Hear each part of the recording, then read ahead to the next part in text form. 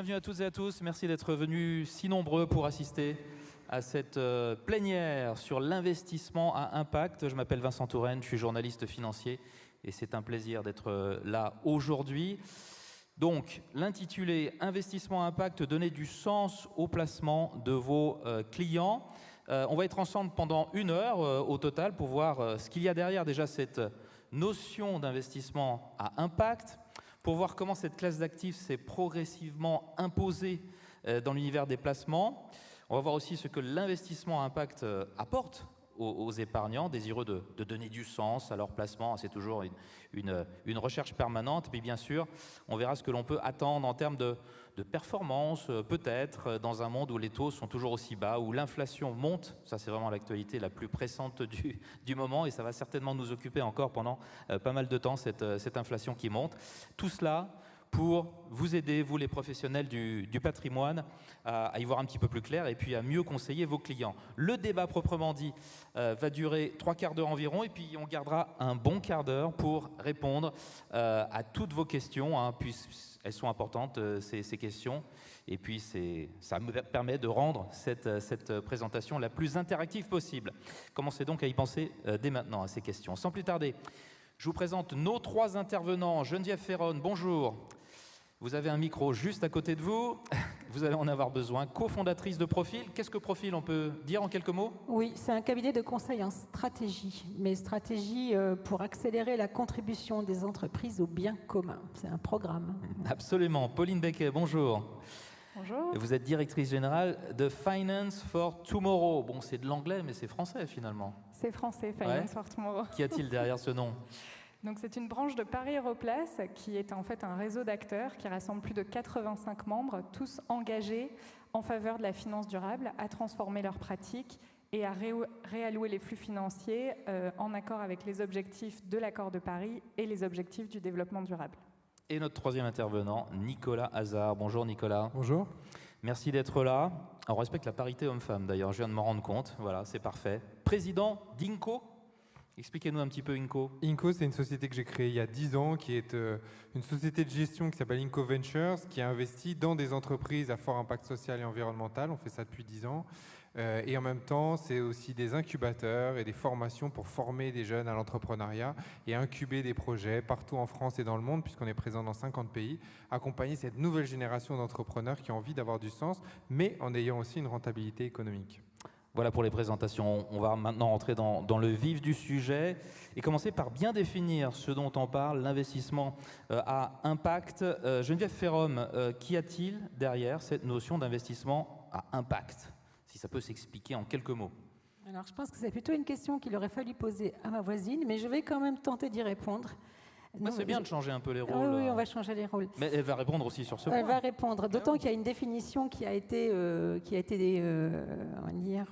structurée pas plus tard qu'hier. Alors, l'investissement à impact, c'est une notion assez récente, en fait, c'est 2007-2008. Plutôt une origine anglo-saxonne, américaine. Et c'est cette idée de donner comment dirais-je, à partir d'une volonté d'utiliser son argent pour avoir un impact direct sur un sujet précis. Donc on va cibler un impact sur une cause sociale ou environnementale. Et la volonté au départ était de dire soit c'est neutre, on ne gagne pas d'argent, mais c'est déjà pas mal parce qu'on produit un effet grâce à l'impact qui, même si on n'arrive pas à l'appréhender d'un point de vue monétaire, on améliore la société à travers, on soutient des entrepreneurs sociaux, soit on gagne un petit peu d'argent. Donc voilà, c'était cette approche où on fléchait la volonté de contribuer dans un domaine précis, alors en relation avec les objectifs du développement durable, avec cette volonté de modérer la rentabilité, mais il ne s'agissait pas non plus de l'oublier. Et alors je vais m'arrêter là parce que je pense que Pauline va donner une définition maintenant qui va aller vers l'intentionnalité, l'additionnalité, parce qu'on a fait beaucoup de chemin depuis 2007. Ça a commencé aux États-Unis, oui, et ça a commencé... c'est en France finalement depuis assez peu de temps. Alors ça a commencé à la Fondation Rockefeller, mais on va pas, c'est assez facétieux de dire ça. Et ça s'est rapidement installé en France. Et puis je dirais en fait qu'en France, il y avait déjà de l'investissement à impact qui disait pas son nom. notamment avec des fonds solidaires ou des actions pour soutenir les entrepreneurs sociaux. D'accord. Donc c'est pas qu'en France on ne faisait rien, c'est que on le faisait peut-être à la fois comme Monsieur Jourdain. Voilà. D'accord. Pauline Becquet, apparemment c'est vous la mieux placée pour nous dire ce qu'est l'investissement à impact. Finance for Tomorrow qui a sorti une publication sur la finance à impact. Exactement. Ouais. En fait, on a publié la définition hier. Ah. C'est pour ça que Alors dites-nous en c'est exclusivité. d'actualité après 6 mois de débats intenses. Donc effectivement, en fait, Finance for Tomorrow s'est vu confier une mission par la ministre Olivia Grégoire pour réunir les acteurs de la place autour de ces questions de finance à impact pour structurer une vision commune de la finance à impact et la développer. Et donc il y a 4 groupes de travail qui planchent, qui rassemblent plus de 80 institutions financières, mais aussi des acteurs du monde universitaire et des acteurs historiques de l'impact, qui travaillent tous ensemble sur ce sujet de finance à impact. Et donc le premier groupe de travail a planché sur la définition, qui a donc été publiée hier, et donc je vous la livre. Donc, la finance à impact, qu'est-ce que c'est ? C'est une stratégie d'investissement ou de financement qui vise à accélérer la transformation juste et durable de l'économie réelle en apportant une preuve de ses effets bénéfiques. On reprend sa respiration. Pourquoi c'est important que ce soit écrit en toutes lettres, ça ? Alors, cette définition, il faut justement la préciser par certaines conditions. Et donc, c'est là que je rentre sur les piliers dont parlait Geneviève. Cette définition, elle s'appuie sur des piliers qui sont l'intentionnalité, l'additionnalité et la mesure de l'impact, qui sont des piliers qui ont déjà été ancrés. On en parlera de comment on mesure cet impact, justement. Ces piliers ont bien été ancrés par des travaux déjà depuis longtemps. Ce n'est pas Finance for Tomorrow qui les sort de son chapeau. Et il y a 3 conditions, en fait, pour la finance à impact. Le premier, et Geneviève en a parlé, c'est la recherche conjointe dans la durée d'une performance écologique et sociale, mais aussi d'une rentabilité financière, tout en maîtrisant l'occurrence d'externalités négatives. C'est-à-dire on va vraiment rechercher un impact positif, mais il faut aussi maîtriser les impacts négatifs que l'on peut avoir. La deuxième condition, c'est ce qu'on appelle adopter le cadre de la théorie du changement. Alors la théorie du changement, qu'est-ce que c'est ? En fait, c'est que l'acteur financier doit adopter une méthodologie claire, transparente, qu'il doit rendre publique, qui va décrire comment sa stratégie, en fait, va contribuer à ses objectifs environnementaux et sociaux qu'il a définis en amont. Il doit aussi penser à quelle est la période d'investissement pertinente pour atteindre ses objectifs environnementaux et sociaux, et puis prévoir les méthodes de mesure. Et tout ça, ça doit être dynamique dans le temps et être vu régulièrement. Et la troisième condition, c'est le fait d'inscrire ces objectifs environnementaux et sociaux dans des cadres de référence, donc notamment les objectifs du développement durable, qui vont être déclinés à la fois au niveau international, mais aussi national et local. Pour ça, on le voit sur votre site, parce que je n'ai pas eu le temps de tout noter.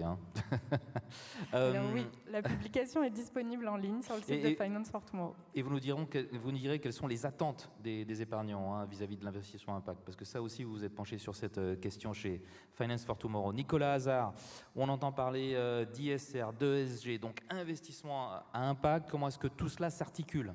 Alors, il ne faut pas tout mélanger, parce qu'on a tendance à un peu tout mélanger, en gros, de dire c'est la finance durable. Ça, c'est le grand mot. Et dans la finance durable, on met un peu tout. On met à la fois de l'ISR, on met de l'impact, etc. Pourtant, c'est très, très différent et ce n'est pas du tout les mêmes objectifs et ce n'est pas du tout les mêmes moyens non plus pour y arriver. Il faut bien voir que l'ISR, qui est tout à fait, c'est la finance en gros traditionnelle, où on va dire il y a des actions positives qui sont faites par des entreprises, souvent des grandes entreprises, et on va faire un classement de ces grandes entreprises en voyant lesquelles sont par classe, par type d'industrie dans laquelle elles sont, lesquelles sont les plus vertueuses. Et les mauvaises langues diront lesquelles sont les moins polluantes ou les moins je ne sais pas comment on peut dire, mais voilà, celles qui en tout cas font le moins de mal possible à la planète et à ses habitants. Donc ça, c'est la première chose. L'idée de la finance à impact, et pourquoi ? Et ça existe depuis longtemps, l'ISR, et c'est positif, parce que c'est aussi prendre en compte des critères ESG, donc de gouvernance, etc., pour les grandes entreprises. La finance à impact. Il faut voir aujourd'hui c'est quoi la réalité du marché de la finance à impact. La finance à impact, ce sont généralement des petits fonds qui investissent dans des petites entreprises qui sont en pleine croissance et qui se développent, donc plutôt au niveau start-up, et qui sont des entreprises qui ont décidé pas seulement de faire le moins de mal possible, mais qui ont décidé de changer le monde et au contraire de contribuer à résoudre des grands problèmes sociaux, sociétaux, environnementaux par leur business. Typiquement, une entreprise d'insertion qui veut lutter contre la précarité de ceux qui sont au chômage de longue durée et qui décide d'employer que des gens qui sont très éloignés de l'emploi, ou bien qui emploient des personnes handicapées, etc., en grande majorité. Ou bien c'est des entreprises qui montent des business à destination de publics en difficulté, pour résoudre des problèmes environnementaux, donc des technologies pour faire de la prévention santé, des technologies pour lutter contre le réchauffement climatique, etc., etc. Donc c'est des entreprises qui ont, dans leur cœur de business, se sont dit, nous, on a de sens d'exister que si on résout ça. Pour autant, ça ne veut pas dire qu'on n'a pas d'un modèle économique, on veut créer de la richesse économique, on veut créer de l'emploi local, on veut grandir, etc. Donc on a une performance économique, mais qui est couplée et qui est tout aussi importante que l'empreinte sociale et environnementale qu'on peut avoir. Et ça, on le mesure. Et aujourd'hui, il y a plein d'instruments qui existent pour le mesurer. Nous, par exemple, chez Inco, on a monté avec la Caisse des dépôts et BNP Paribas un instrument qui s'appelle MESIS, qui a pour but de mesurer l'impact social des investissements qu'on fait à travers 1000 critères. Et on mesure ça parce qu'aujourd'hui, ce qui est important, je pense que dans cet univers, il y a 90% des gens qui disent qu'ils font de l'impact, qui disent qu'ils font de l'environnement, mais il n'y a que 10% à mon avis qui en font, etc. Et donc, il faut pouvoir faire la preuve par l'exemple et mesurer ça. Et c'est pour ça que c'est une vertu cardinale à mon sens. Et on en parlera en détail effectivement de cette façon de mesurer l'impact. On va maintenant explorer l'univers de l'investissement à impact. Geneviève Ferron, il y en a pour tous les goûts. On peut rappeler un petit peu les différentes thématiques. J'entends parler d'emploi, de santé. Dites-nous un petit peu les grandes thématiques. En fait, les thématiques, pour faire simple, c'est des thématiques qui relèvent maintenant de la langue universelle qu'on a tous adoptée, qui sont les objectifs du développement durable. Donc, c'est ces fameux ODD dont vous avez peut-être entendu parler, qui sont un peu notre boussole. Et d'ailleurs, ce qui est intéressant, c'est que ces ODD se conçoivent aussi, je ne vais pas mettre trop de confusion, mais aussi dans une politique de fonds ISR. On cherche aussi à cibler des ODD. C'est-à-dire qu'il commence à y avoir quand même une convergence, parce que quitte à investir de l'argent, on ne peut plus maintenant ignorer des facteurs sociaux et environnementaux, c'est-à-dire on ne peut plus, là je vais être un peu jargonneuse, mais on ne peut pas enfoncer les limites planétaires, c'est-à-dire qu'il y a des limites planétaires qui nous demandent, maintenant elles existent, donc le climat en particulier, mais il y a d'autres sujets, et donc la reforestation, l'eau, l'acidification des océans. Donc on voit qu'on est de toutes les façons dans un champ contraint pour investir. Bon, donc ça c'est important, et ça les objectifs du développement durable en plus nous guident vers des objectifs sociaux. Donc ce sont des objectifs qui sont mixtes, qui sont à la fois, par exemple, pas de pauvreté, éducation de qualité. Ça, l'éducation est vraiment un champ de l'impact. Égalité des sexes, ça a du champ à impact. Consommation responsable, qui est un ODD, ça c'est vraiment aussi un champ de l'impact. La santé, le vieillissement de la population et l'attention que l'on va donner aux personnes âgées. Tout ce qui va être du domaine du recyclage ou du gaspillage. Toutes ces thématiques en particulier qui relèvent du champ du développement durable et sur lesquelles on va zoomer parce qu'il y a une demande en fait qui n'est pas pleinement d'ailleurs servie par le marché, par les grands acteurs. Donc il y a des angles morts, et donc dans ces angles morts, si on pense comme dit Nicolas et Pauline qu'on veut participer à la marche du monde pour le meilleur, eh bien on va identifier des niches dans lesquelles on va de façon très volontariste apporter du financement pour qu'il y ait un résultat. Donc c'est santé, environnement, tout ce qui relève de l'économie circulaire, et tout ce qui relève bien sûr de la reforestation, les questions de lutte contre le changement climatique dans la mobilité, voilà. Mais ça reste quand même très axé sur des sujets qui sont pas tellement, c'est pas tellement un angle mort, mais c'est clair que pour y aller, il faut quand même être très volontariste. C'est tous les invisibles, c'est toutes les personnes qui sont loin de l'emploi, c'est toutes ces personnes ou tous ces sujets qui ont dit qu'il n'y a pas de marché, mais il faut aussi le créer, notamment tout ce qui est l'économie de la seconde main, du recyclage. On sait ce que ça pèse en termes d'encours? Alors je me tourne vers Pauline pour savoir combien ça pèse en Pauline. encours, parce qu'en ce moment, c'est Décidément, pas vous que je êtes lui refile de complémentaires. Mistigris, je lui refile de Mistigris, mais en ce moment, c'est vrai, il y a une profusion de fonds à impact, donc je suivais la conversion des fonds en fonds à impact, et j'avoue qu'il en est quasiment tous les jours, donc je ne sais pas exactement... Est-ce qu'il y a des labels qui existent pour dire, voilà, ça c'est vraiment un fonds à non, impact? pas encore. D'accord. Non, et c'est ça le problème, donc on va y répondre. Nicolas Hazard. Alors il y a un label quand même qui a été délivré par Finansol quand même, enfin je vais vous le laisser, qui a un label autour plutôt de l'économie sociale et solidaire et qui aujourd'hui permet de voir quand même clairement quels sont les fonds d'impact qui sont un peu pure players sur le secteur et qui investissent massivement là-dessus. Donc il y a quand même des choses qui existent, mais après, voilà, il y a encore tout à créer. Pour répondre Pauline, à la question sur ce que représente la finance à impact aujourd'hui, je vais vous donner les chiffres en fait de l'ILAB devenu FAIR, justement en fusionnant avec Finansol. Dans leur état des lieux, à fin 2019 en France, ils estiment qu'il y a 4,4 milliards d'euros de fonds considérés à impact, enfin d'encours considérés à impact. Autant vous dire que c'est une goutte d'eau dans la totalité des fonds gérés en France, et dans le monde, c'est pareil, quoi. Donc on est même aux États-Unis où ça a commencé, c'est encore la proportion est encore faible sur l'ensemble. Oui, aux États-Unis, c'est du même ordre. Aux États-Unis, c'est du même ordre. Donc 4 milliards, ça représente quel pourcentage alors? Parce que le poids total de tous les fonds, c'est en centaines de milliards ou ouais, d'accord. C'est en milliers de milliards les encours gérés en France. Ok. Alors, moi, j'ai en tête les encours sous gestion des assureurs français. Je suis désolée. C'est plus de 2400 milliards d'euros à titre d'exemple. Bon, ça donne mais un ordre on a d'idée. ensuite toute la gestion française, etc. Donc, voilà, c'est vraiment rien du tout comparé à ces montants. Geneviève, vous disiez, pardon. Je dis qu'il y a aussi il commence à se créer des nouveaux fonds à impact, enfin qui se disent à impact ou qui ne le proclament pas, mais qui sont très fléchés à impact. C'est pour ça que c'est difficile de tenir aussi la comptabilité. Il y en a qui disent qu'ils le sont alors qu'ils ne le sont pas vraiment, et d'autres qui ne le disent pas clairement. Oui, alors c'est assez étonnant parce qu'il y en a qui pensent qu'en disant qu'ils sont dans les valeurs, parce qu'en fait ça procède des valeurs. Dans les valeurs, on sent que ce soit le Family Office ou le fonds d'investissement, clairement est très orienté sur le développement durable, mais n'affiche pas forcément une logique d'impact. Peut-être parce que ça aurait un effet repoussoir ou ça voudrait dire qu'on va sacrifier la rentabilité ou quelque chose de cet ordre-là.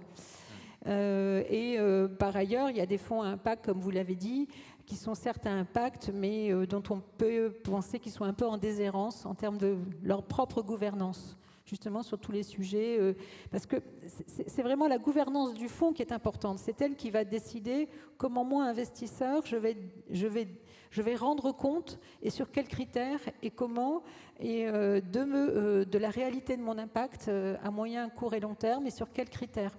Et très souvent, c'est un peu à géométrie variable, mais c'est un sujet difficile parce qu'on est dans un champ qualitatif et on n'a pas d'outils comparables pour dire vous avez réussi une politique d'insertion, par exemple, dans l'aide aux aidants, et vous avez réussi une politique pour l'éducation des jeunes dans des... Donc c'est pour ça que c'est un sujet avant tout de gouvernance au niveau de ceux qui investissent et de clarté.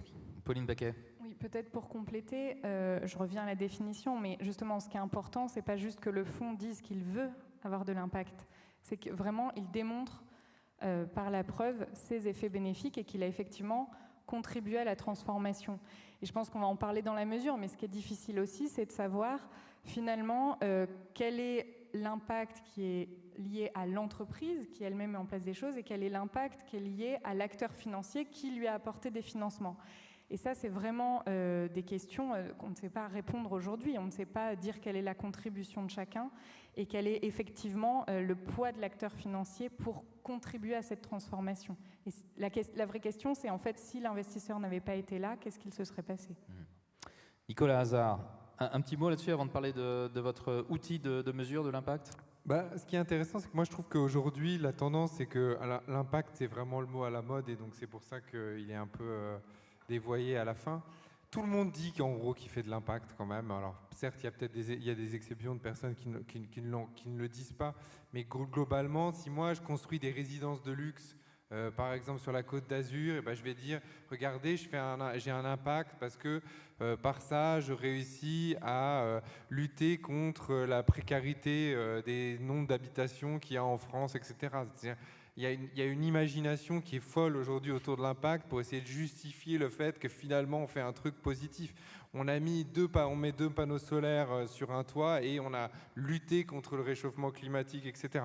Donc c'est pour ça qu'il faut revenir un peu sérieusement, et bien quand, si vous avez envie d'investir dans des fonds à impact, si c'est quelque chose qui vous intéresse, aujourd'hui c'est d'aller un peu plus gratter pour essayer de voir entre ce qui est de la pure communication et ce qui est fait effectivement, ce qui a de l'impact, ce qui en a pas. On voit quand même assez vite de manière raisonnable ce qu'il y en a et ce qu'il n'y en a pas.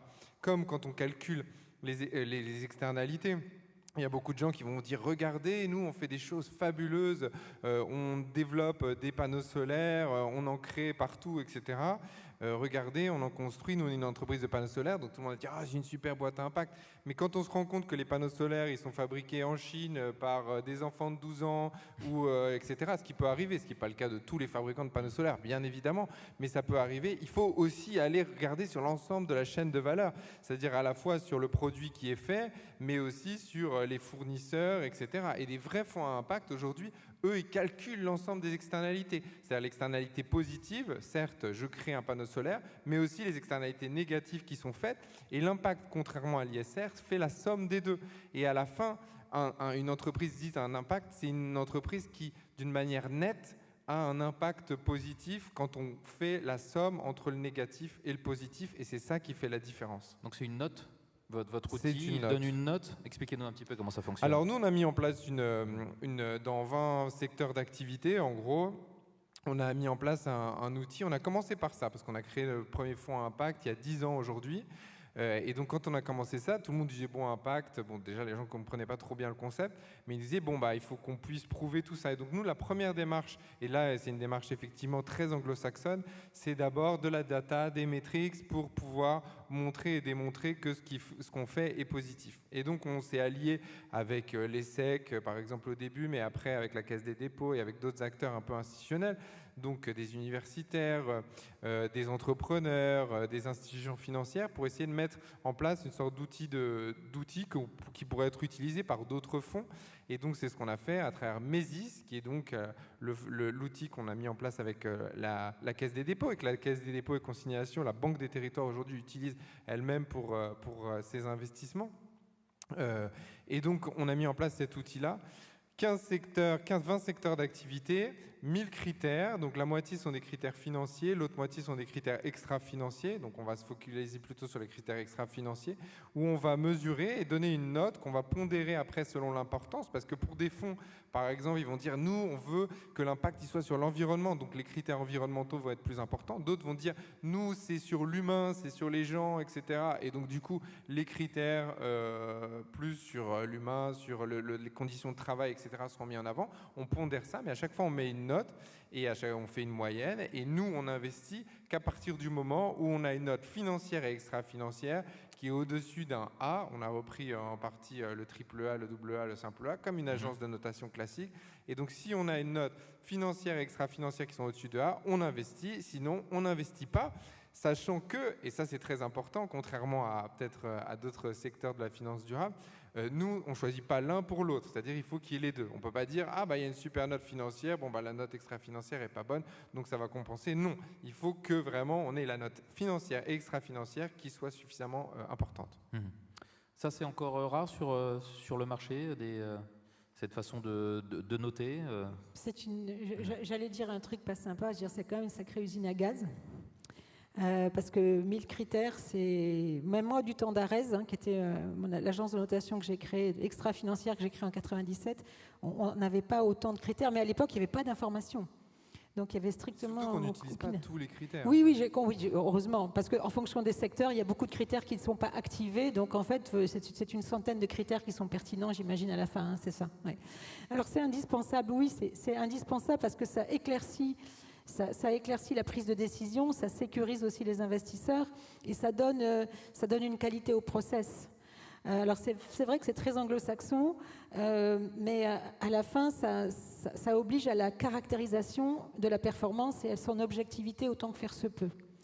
Ce qui relève de la gouvernance, comme je le disais, c'est le choix de la pondération. Et là, c'est à votre main, c'est-à-dire est-ce que ça va être plus une majeure environnementale, une majeure sociale, sociétale. Et il faut bien définir l'objet environnemental ou social sur lequel vous voulez avoir de l'impact. Et c'est ça qui est intéressant dans la finance à impact, c'est que ça laisse quand même une marge de liberté et c'est pas comme effectivement une approche ISR un peu standard où vous contrôlez un petit peu les performances de l'entreprise sur les sujets extra-financiers en essayant d'équilibrer, de dire bon, c'est sur cette nomenclature boursière, cette entreprise, c'est la moins pire de toutes. Mais au fond, vous n'allez pas beaucoup plus loin pour savoir ce qu'elle délivre en réalité. Et j'ajouterai une chose, c'est que être capable d'appréhender l'intégralité des impacts sur la chaîne de valeur, c'est quand même éminemment complexe. Donc bravo si vous le faites, parce qu'en général, on s'arrête un petit peu, on fait une loupe vraiment sur le process même de production du produit et on ne va pas vraiment regarder en amont et en aval. Voilà. Pauline Becquet, quelque chose à rajouter avant de passer moi, à la séquence suivante, allier sens et rendement. Moi, j'aimerais bien parler de l'outil qu'on est en train de développer justement dans le groupe de place. Justement, face à toutes ces questions de complexité de la mesure, nous, on est en train d'élaborer une grille d'évaluation du potentiel de contribution à la transformation durable. Et donc, en fait, l'idée, c'est vraiment d'aller chercher un faisceau d'indices et pour s'assurer justement de l'intentionnalité, de l'additionnalité et de la mesure. Et cette grille, elle doit bien sûr être dynamique et revue régulièrement, mais il y a quand même, effectivement, il y a des outils qui se développent avec des scorings et c'est super, etc. Mais il y a une vraie difficulté quand même à mesurer l'impact net, comme vous le disiez, Nicolas. Finalement, faire des impacts positifs, additionner des impacts positifs avec des impacts négatifs, dit comme ça, c'est pas si trivial que ça. Donc il y a une vraie question autour de cette mesure de l'impact et de qu'est-ce qu'on peut, in fine, donner comme indicateur. Par exemple, si on parle de création d'emplois, il y a des questions toutes simples qui se posent. Est-ce que l'investisseur il peut revendiquer la totalité des emplois créés par l'entreprise, seulement une partie à la hauteur de l'investissement qu'il a mis? Il y a vraiment plein de questions et donc de donner des indicateurs d'impact, en tout cas revendiquer l'impact avec le produit financier, c'est pas si évident que ça, et c'est pour ça que c'est super qu'il y ait plein de méthodologies qui se mettent en place, parce qu'il faut quand même trouver un moyen de mesurer ça, et il ne faut pas, sous prétexte que c'est compliqué, ne rien faire. Et il faut vraiment essayer de prouver qu'il y a un effet bénéfique. Bien, on va voir maintenant quelle est la perception qu'ont les investisseurs de tout cela, de quelle manière cela résonne chez vos clients, vous les professionnels du patrimoine. Et justement, Pauline, il y a cette publication que vous venez de sortir sur, dans le cadre de la finance à impact, sur les attentes des épargnants. Quelles sont ces attentes ? Alors nous, on ne publie rien sur les attentes des épargnants. Alors quelles sont les attentes des... Il me semblait que vous aviez un point là-dessus. Je peux quand même vous donner des chiffres, mais qui ne sont pas de nous. Je pensais que vous les aviez sondés, les épargnants. Alors non, mais... Comme vous les connaissez bien. Vigeo Eiris et le FIR le font chaque année, donc je vais vous donner les chiffres de cette étude. Donc il y a 6 Français sur 10 qui, en tout cas, accordent une place importante à l'impact environnemental et social dans leurs décisions de placement. Et à l'inverse, ils sont très peu d'entre eux, seulement 8%, à se voir proposer des produits ISR, par exemple. D'accord. Donc il y a une vraie attente, il n'y a pas la réponse en face. Donc là, faut vraiment leur en proposer des placements dans ce registre. Geneviève, quoi ? C'est aussi la formation de ceux qui vont proposer des placements. Ah, il faut qu'ils soient formés déjà. Oui, il faut qu'ils soient formés. Et moi, j'ai une petite anecdote qui est quand même savoureuse, même si elle remonte à Mathusalem. C'est que quand justement après la création d'Arez, quand on avait lancé la première SICAV avec, à l'époque, le groupe Caisse d'épargne, ça s'appelait 1, 2, 3 Futur. Alors c'était un fonds ISR, on ne parlait pas d'impact à l'époque parce que c'était en 99. Et voilà, d'où Mathusalem. Et je me souviens que justement, j'étais à la caisse d'épargne, c'était ma banque, Et j'ai fait un peu le client mystère. Il me dit, et qu'est-ce que vous me proposez là pour mes petites économies? Alors ça venait de sortir, il me dit, non, ben rien, que du classique. Et je lui dis, mais il n'y a pas un fonds là, un fonds ISR qui vient de sortir? Alors il me dit, oh là là, franchement, ça, je vous le conseille pas, moi, on n'y comprend rien. Non, mais bon, allez, soyons sérieux. Alors, on n'y comprend rien, ça rapporte rien aussi. Oui, mais c'est ce qu'on disait peut-être à l'époque aussi. Mais ça, je comprends, parce qu'à l'époque, vraiment, c'était complètement dingue, c'était un ovni. Mais je ne suis pas certaine que ce soit... Enfin, je vais le reformuler. Je pense que c'est encore le cas aujourd'hui dans certaines agences. Parce que c'est des produits qui sont quand même complexes. Et puis, de ce qui est, comment dirais-je, de ce qui relève d'un impact pour une bonne cause, pour moi, c'est peut-être pas forcément la même chose pour Pauline et pour Nicolas et pour vous.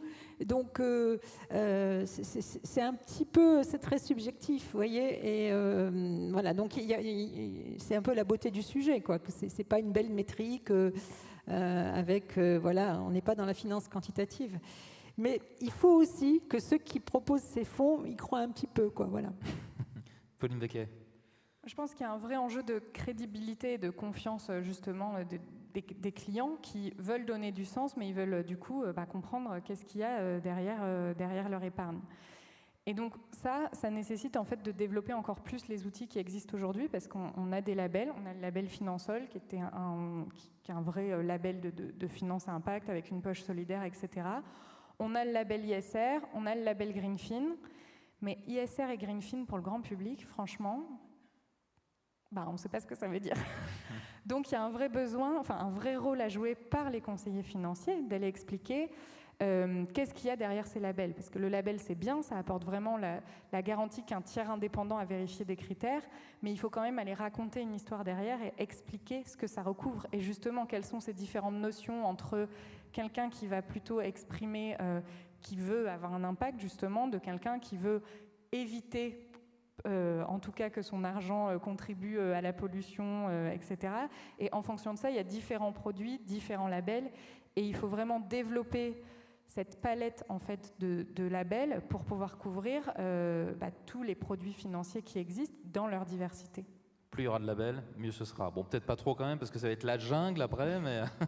Il faut quand même qu'il y ait une unité, parce qu'effectivement, je suis d'accord, si on a 50 000 labels avec 50 000 noms différents, après on s'y perd. C'est peut-être ce qui complique aussi la tâche, parfois. Mais ça peut être, par exemple, dans le label ISR, imaginez une version du label ISR qui serait sur l'impact. Voilà, ça peut être décliné, les labels qui existent aussi sur certaines thématiques précises. Nicolas Hazard, ça peut s'expliquer simplement, l'investissement à impact. Vous qui êtes très pédago, vous devez convaincre quelqu'un des bienfaits de l'investissement à impact. Qu'est-ce que vous lui dites en quelques mots pour qu'il comprenne bien?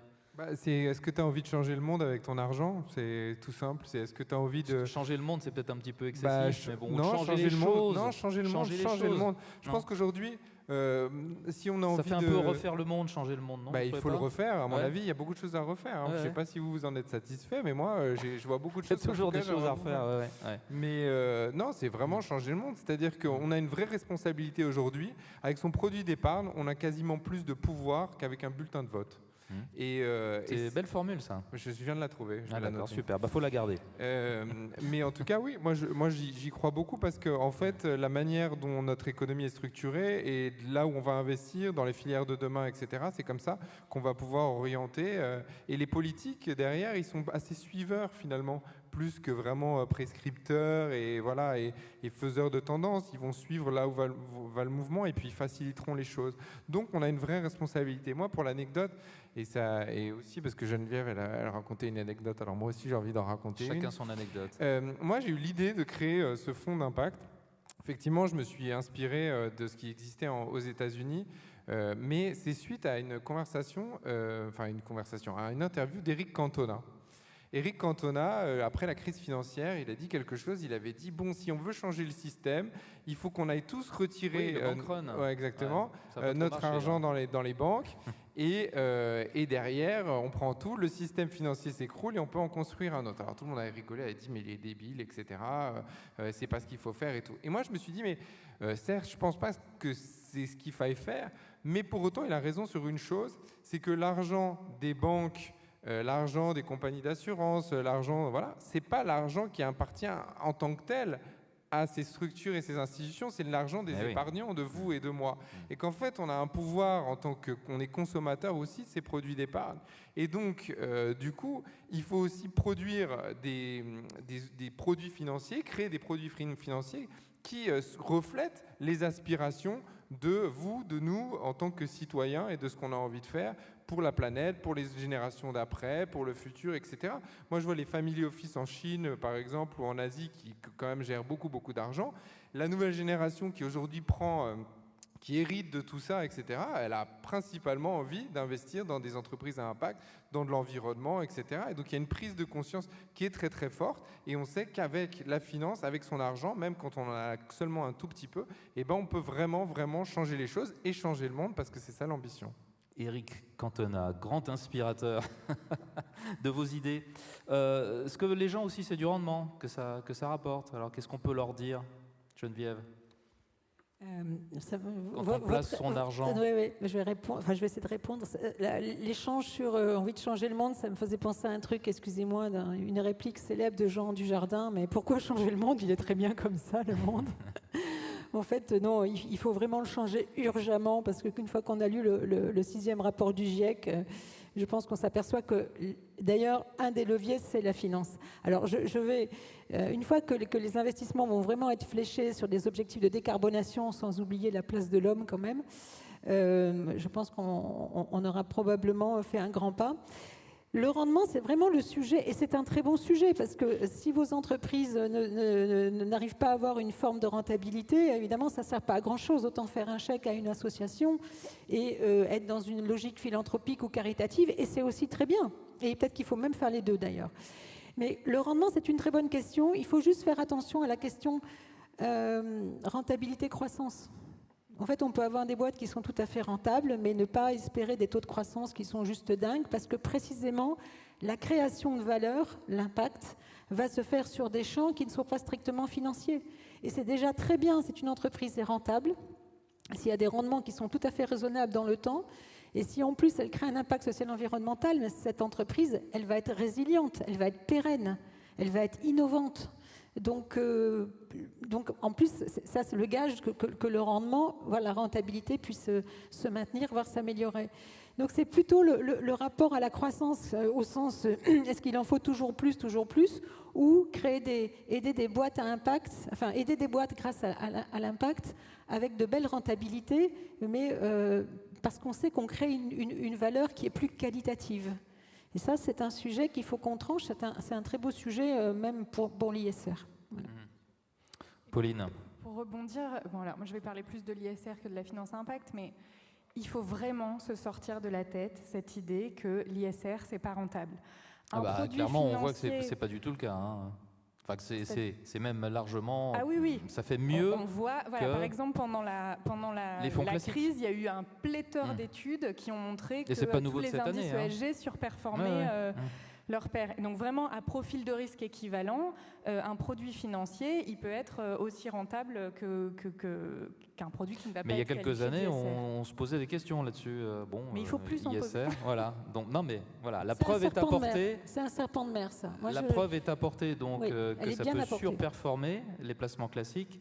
Voilà. Et alors, comment arriver à la même chose sur les fonds impact? Où est-ce qu'on en est à ce jour? Est-ce qu'on peut donner quelques chiffres ou est-ce que c'est très difficile? C'est selon le curseur. C'est assez difficile en fait et ça dépend des secteurs d'activité. Mais moi, je peux vous raconter un peu ce que nous on fait sur les différents fonds. En fait, c'est vraiment là où on met le curseur. On investit jusqu'à dans des associations, c'est-à-dire nous on fait tout le spectre, on fait des associations, ça peut être des coopératives ou des sociétés de capitaux traditionnelles. Nous on essaie d'aller vraiment partout et donc on peut investir de manière différente. Et donc effectivement une association elle va pas faire x4 et on peut pas investir en capital puisqu'elle en a pas une association, mais on va pouvoir faire des titres associatifs, on va pouvoir faire de la dette, on va pouvoir faire des choses et qui permettent d'avoir un impact extrêmement fort quand on en investit. Vous savez, nous on investit par exemple dans le relais là, les vêtements qu'on met dans les boîtes pour voit après. Oui. Voilà. Nous, voilà, c'est ce genre de choses dans lesquelles on a investi. C'est porté par Emmaüs et voilà, et c'est très bien. Et de l'autre côté, on a des startups, le mot est plus très à la mode, mais bon quand même, sur le gaspillage alimentaire. Par exemple, on a investi très tôt dans une entreprise qui s'appelle Phoenix, qui s'occupe du gaspillage alimentaire. Alors nous, on les a incubés dans nos incubateurs et ensuite on a investi dedans. Et aujourd'hui, on est sorti, comme d'une boîte comme Castali, comme VAE Les Deux Rives, où c'est des grandes entreprises qui ont aussi racheté des parts, C'est au moment de la qui ont vente. repris, que ça a été valorisé, et au moment de la vente, c'est très très profitable, enfin au même niveau qu'une start-up un peu Une association, traditionnelle. c'est jamais revendu. Donc, Et comment donc est-ce c'est qu'on jamais peut... revendu, donc c'est sur de la dette plutôt. Là, on va Ouais. plutôt utiliser des instruments de dette ou de quasi-fonds propres comme les titres associatifs. Donc vraiment, il y a tout le spectre. Donc on peut faire des sorties x4, x5 sur certains investissements, comme sur d'autres où on va avoir des titres à 3-4% sur des associations. Donc vraiment, tout le spectre est possible. Est-ce que c'est considéré comme des produits risqués, entre guillemets, Oui, échelle de 1 à 5 ou... ouais. Alors c'est considéré comme des produits risqués parce que c'est des produits de beaucoup d'amorçage, parfois de développement, mais c'est du private equity classique, donc bien évidemment.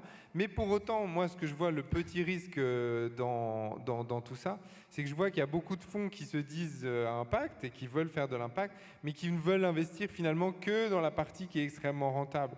Et il faut vraiment une diversité d'acteurs, et ça c'est important, parce qu'il faut pouvoir aussi investir dans des structures qui sont peut-être un peu moins rentables, en tous les cas quand tu es un acteur de l'impact, mais en tous les cas on peut aller là-dessus. Et oui, c'est plus risqué, mais il y a des fonds qui sont extrêmement performants, nous on a des bonnes performances sur nos fonds aussi, qui n'ont pas à rougir par rapport à des fonds de private equity traditionnels. Pauline Becquet. Et l'enjeu, c'est aussi, si on veut passer la finance à impact à l'échelle, c'est aussi de diversifier les types de produits financiers. Donc c'est vrai que historiquement, c'est beaucoup du private equity qui fait de l'impact, mais il faut qu'on développe d'autres types de produits financiers comme sur les frais bancaires, alors, investir dans le côté, je vais créer des débats sans fin sur est-ce que ça peut créer de l'impact ou pas, mais en tout cas, nous, c'est des questions qu'on se pose dans le groupe de travail.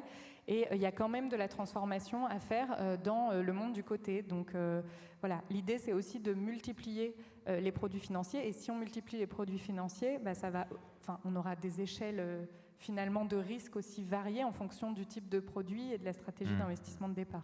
Et Geneviève Ferrom, dans un patrimoine global, ça doit vraiment représenter une petite partie de son patrimoine. C'est un moyen de se diversifier, on va dire. Oui, c'est intelligent pour moi parce que c'est une petite partie, bien sûr, enfin, à moins qu'on soit vraiment dans la générosité et en plus, ça a vraiment du sens. Enfin, ça allie utilité, sens, rendement, impact. Enfin, et vous avez le choix. Vous pouvez aller là où vous vous sentez vous aussi aligné avec vos propres valeurs. Donc, oui, je comprends que ce soit effectivement risqué, mais quand on voit la finance actuelle, je pense qu'on court plus de risques. C'est plus de risques à financer des centrales à charbon. Enfin, je dis ça, mais je dis rien. On va passer aux questions. On parle déjà depuis 45 minutes. Alors, il y a des micros qui vont certainement circuler de part et d'autre de cette salle. Donc, n'hésitez pas à vous saisir du micro. Vous pouvez lever la main pour que l'on voit justement où vous vous trouvez et où le micro doit s'orienter. Allez-y. De chaque côté, hein, il y a des micros qui circulent. Et vous avez certainement plein de questions sur l'investissement à impact. Vous êtes venus tellement nombreux. Oui, monsieur. Alors, il faut descendre un petit peu. Non, tout en haut, il y a déjà une question. Oui, oui. Allez-y. On vous écoute. Allez-y. Oui, Jean-Marc Bonjour. Dervieux de Lyon, bonjour. Certains parlent de la fin du mois, d'autres de la fin du monde. Aujourd'hui, je suis très heureux qu'on parle énormément et que tout le monde en parle de l'ISR, de l'ESG. On voit que ce n'est pas tout à fait fini, que les sociétés font des efforts pour donner leurs chiffres. Mais en réalité, il y a beaucoup de débats. On le voit avec les écologistes. On le voit en politique, on commence à parler des éoliennes, on voit les marins, etc. Donc les énergies propres, etc. Tous ces sujets sont effectivement très complexes. Aujourd'hui, tout le monde en parle. Je pense qu'on est tous d'accord pour investir l'argent de nos clients dans ces entreprises. La question, c'est quels fonds conseillez-vous aujourd'hui? Et 2 ou 3 sociétés qui, pour vous, aujourd'hui, sont, je dirais, l'avenir du monde, puisqu'on va changer le monde. Représentatif de l'investissement à l'impact. Quels fonds et quelles sociétés aujourd'hui conseillez-vous? Des fonds que l'on peut citer, hein. Bon, conseiller, je sais pas, mais qu'on peut citer. Le nôtre, déjà, pour commencer. Bon, voilà, je sais pas pourquoi, mais je m'y attendais. Donc Inco. Et alors attention, parce que là on parlait d'ISR, donc vraiment là on est plus sur la finance à impact. Là, nous on est plutôt un vrai acteur pure player sur l'impact. Donc on n'investit pas dans du côté, pas dans des grandes entreprises, mais que dans des PME et françaises qui ont un très fort impact social, environnemental. On a investi déjà dans plus de 100 qu'on a accompagnés dans la transformation. On a permis de créer plus de 100 000 emplois, permis d'avoir un impact environnemental très fort. Et voilà, et il y en a d'autres, bien évidemment, sur la place qui existent. Et puis, je laisse la parole sur les fonds ISR. Des connus. Moi, je ne vais pas citer des fonds, mais je vais vous inviter à lire la documentation, parce qu'en fait, il y a de nouvelles réglementations qui vont imposer, dans les prospectus notamment, de donner des informations ESG, des indicateurs sur les principaux impacts négatifs, etc. Donc vous allez avoir à disposition de plus en plus d'informations ESG dans des templates précis qui vont être adossés à toute la documentation. Ça peut être trop compliqué, il faut tout un peu rentrer dedans justement pour pouvoir répondre à vos clients. Et puis je vous inviterai aussi à vous former. Il y a l'AMF qui a sorti un module sur la finance durable dans la certification AMF. Pour vous aider aussi à vous y retrouver dans cet univers. Voilà. Geneviève Ferron, quelque chose à rajouter là-dessus? Moi, je suis rangée des voitures depuis trop longtemps pour pouvoir vous conseiller des fonds. C'est une question difficile d'en conseiller, parce que d'abord, il y en a qui investissent dans le ISR, dans les entreprises cotées, il y en a qui sont dans le private equity, il y a des family office. Je dirais une chose, regardez vraiment la gouvernance du fonds. Je crois que c'est vraiment ça. Regardez les valeurs, la gouvernance du fonds, regardez si le fonds demande un reporting extra-financier, regardez si les informations sont compréhensibles et transparentes, et regardez aussi le track record. Ça, c'est le meilleur conseil que je puisse vous donner. À titre personnel, moi, je suis dans le conseil scientifique de 2 fonds qui sont Alter Equity, qui a été créé par Fanny Picard, qui est extrêmement rigoureux. Je suis dans un fonds qui vient d'être créé, qui s'appelle Pharma et Impact, qui est plus sur les volets environnementaux.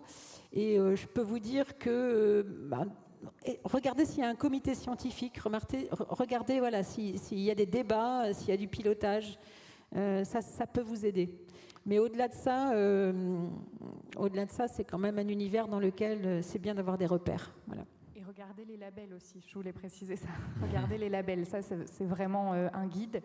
Et puis finalement, tout va dépendre aussi de quelles sont les préférences en fait de vos clients et qu'est-ce qu'ils veulent in fine. Et c'est pas forcément la même chose. Et donc c'est compliqué de répondre, de donner des fonds qui vont répondre à des préférences ESG standards.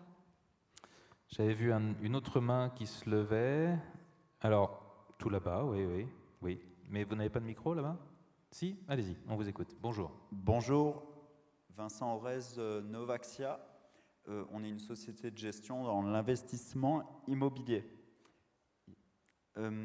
D'abord, par rapport à une classe d'actifs concernant l'investissement immobilier, j'ai un écho, du coup c'est un peu bizarre. Donc première chose, sur l'ISR, le solidaire, l'investissement impact, il y a une catégorie d'actifs qui n'a pas encore été citée, l'investissement immobilier, qui a aussi son label ISR depuis peu, et toute la communauté, notamment fédérée autour de l'ASPIM, propose des fonds immobiliers à impact, où on vous rejoint totalement, on voit qu'on peut viser le sens et la rentabilité. Ma question portait sur ce qu'a dit Pauline Becquet concernant le pourcentage d'investissement impact sur l'ensemble des investissements. On a vu notamment sur l'épargne solidaire un bond de 33% par rapport à l'année dernière. Et quelles sont les perspectives que vous voyez en termes d'augmentation sur l'investissement impact pour les prochaines années? Est-ce qu'on est sur une accélération ou une tendance où ça restera finalement une classe d'actifs en marge du reste? Merci. Question pour Pauline Becquet? Oui. Alors, je ne sais pas quelle va être la tendance, mais ce qui est sûr, c'est qu'il va y avoir une accélération. Et c'est vraiment l'objectif des travaux du groupe de place, de pouvoir passer à l'échelle et donc d'augmenter significativement la part de la finance à impact dans la finance totale. Après, je ne peux pas vous dire quelle va être la vitesse d'accélération. Nicolas Hazard, une idée? Historiquement, quand même, ce 33%, c'était, enfin moi, depuis 10 ans qu'on suit ça, sur la finance solidaire. Il y a cette loi française qui est typiquement française et que d'autres pays nous envient, et d'ailleurs, ils vont essayer de la répliquer pour certains, qui est autour de l'épargne salariale. Donc, l'obligation pour les fonds d'épargne salariale de proposer des fonds qui sont dits solidaires. Qu'est-ce que ça veut dire, des fonds solidaires? Ça veut dire des fonds où c'est des 90-10. 90, généralement, c'est de l'ISR ou de l'investissement traditionnel. Et 10% de ces fonds-là sont pour des investissements dits solidaires, donc de la finance à impact. Et donc ces fonds-là, ça fait 10 ans qu'ils doublent quasiment chaque année, mais on part vraiment de très très peu. On est en dessous du milliard largement au début, et ça ne fait, voilà, c'est 50%, 100% parfois chez certaines années, etc. Ça monte, ça monte, ça monte, et je pense que voilà, il y a un appétit de plus en plus important.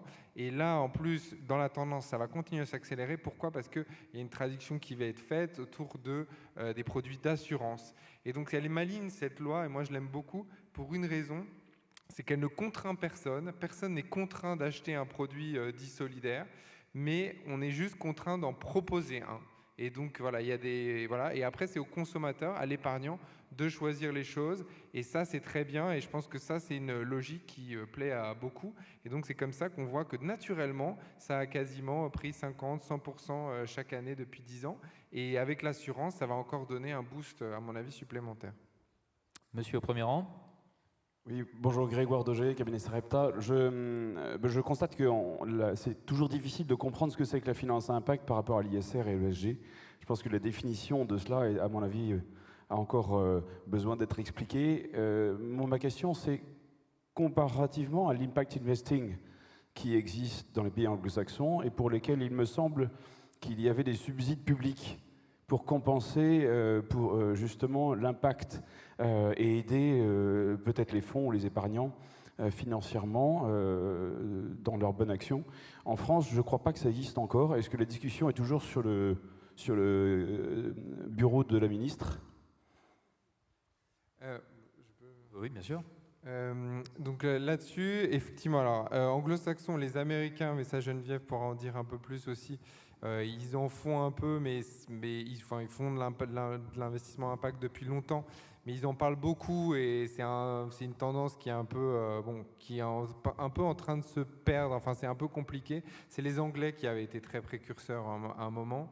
Et en fait, il y a 10 ans, notamment autour de Sir Ronald Cohen, ils ont créé Big Society Capital, qui était du coup un fonds public-privé autour de ça, où voilà, pour investir, et ce fonds a continué pendant longtemps et a investi là-dedans, et c'est de l'investissement au capital qui avait été fait. Et en plus, les Anglais, c'est un modèle qu'on a essayé de répliquer, mais qui est assez difficile, même si c'est toujours très à la mode, c'est ce qu'on appelle les Social Impact Bonds. Donc c'est le fait du coup de monter des produits financiers. Par exemple, en Angleterre, l'exemple typique, c'est ils financent une association de réinsertion de prisonniers et ils calculent par rapport à la récidive.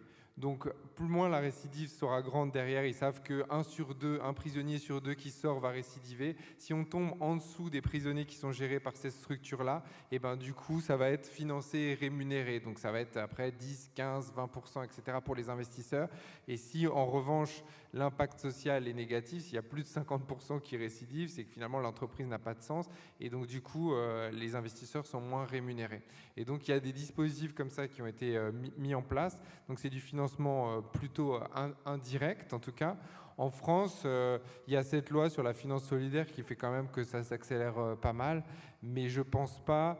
Il y a un fonds que nous, on conseille notamment, qui est le fonds de la Caisse des dépôts autour de l'économie sociale et solidaire, qui s'appelle Noves, qu'on a créé il y a 4-5 ans maintenant. Mais je ne pense pas que l'idée aujourd'hui, ça soit d'aller investir directement de la part du gouvernement, mais je ne suis pas leur représentant. Il nous reste quelques minutes pour prendre encore une ou deux questions. Bonjour monsieur. Oui, bonjour. Renaud de Mazière, groupe Carousel. Et je voudrais revenir sur la question des valeurs et de l'intentionnalité. Vous avez dit qu'il fallait changer le monde. Pour moi, ce n'est pas un objectif en soi, c'est comme le progrès, il faut savoir où ça nous mène.